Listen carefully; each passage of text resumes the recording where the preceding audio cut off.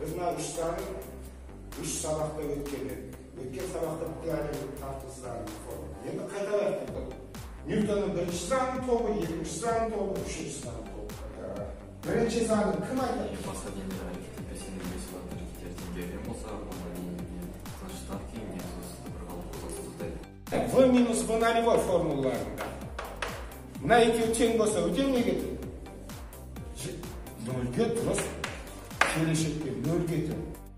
Ikkinchi zani kim aytadi?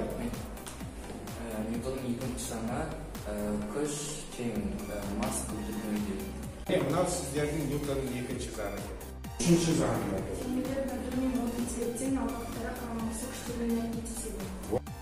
F.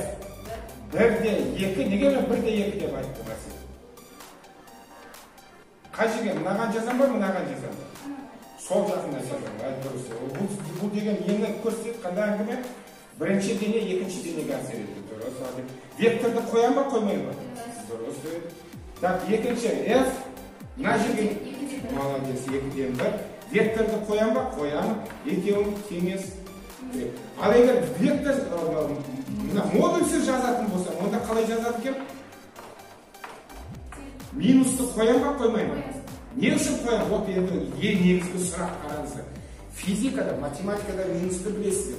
Мынадай осыны сызсаңыздар, 0-ден 10 жағы плюс шексіздік дейсіңдер, 10 саңдар, сол жағы теріс санар. Бұл күші формуласы анықталған зат. Кім ашқан? 7-ші класста өтеді.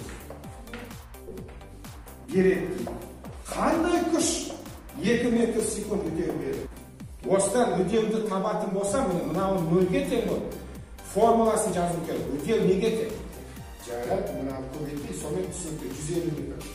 V-ны қайда жоғалып кетті? 0 болып кетті. 6-67, 10'ның минус 11 дәрежесінде Ньютон деген күшпен әсер етіп тұр дейді. Тапқандар түбір асты. Жарайды. Келесі сұрақ.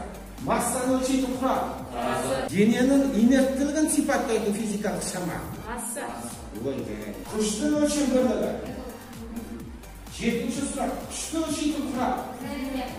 Масса қандай шама? Бұл сұрақ.